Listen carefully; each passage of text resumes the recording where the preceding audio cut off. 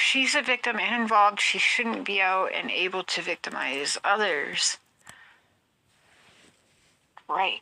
But that's when I start wondering, like, is prison really the answer all of the time in all of the cases?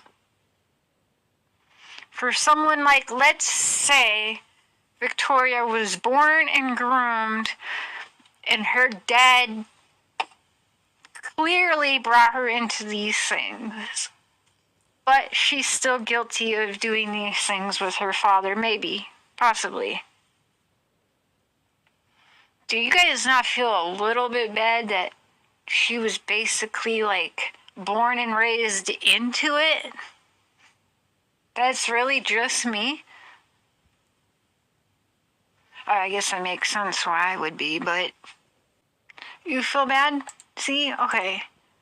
Generational trauma is definitely real. It's also not an excuse. Maybe explain some things, though. That's so true. That's so true, Nana's love, because I, again, all my life was told exactly who I was going to grow up and be like. And that's just not true. So, because I know right from wrong. When you get a certain age, you do know right from wrong. And it doesn't matter what the people around you are doing, you still know because you come aware of it at some point. And if you're becoming aware of it and you're questioning it and it doesn't feel right, you know that's wrong.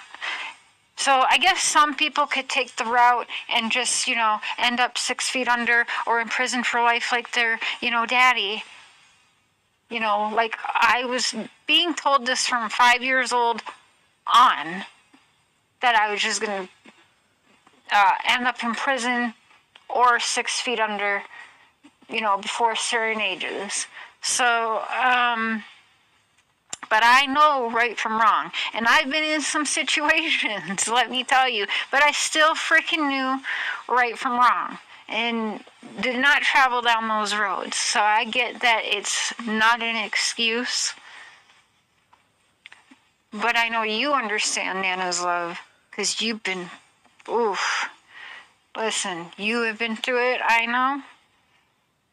And so like you or I guess could have more sympathy in cases for generational trauma and why people do bad things, or monsters creating monsters, if you will.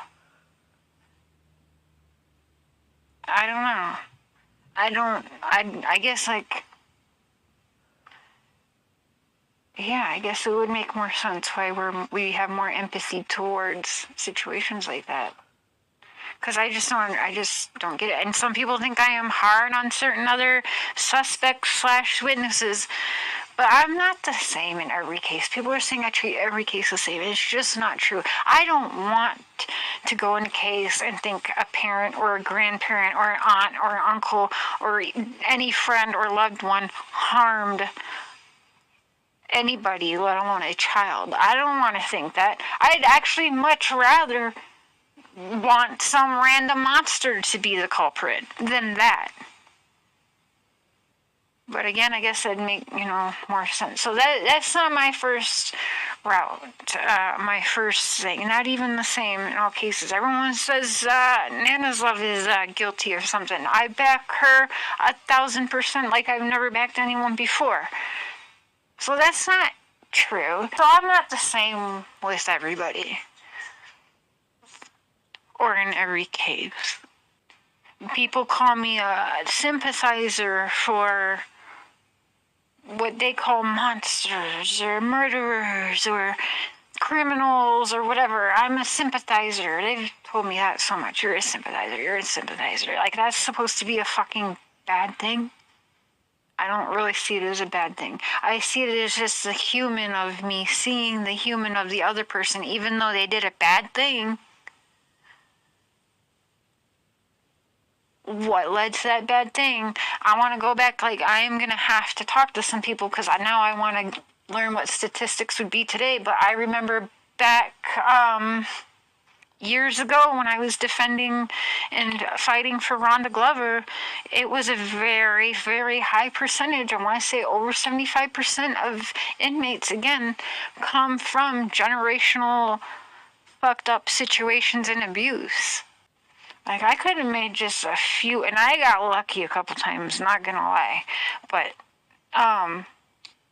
few fucking little mistakes, and I could have ended up like my mom or my dad. You don't think that I didn't watch the movie enough and want to put my abuser 6 feet under? You're sadly mistaken.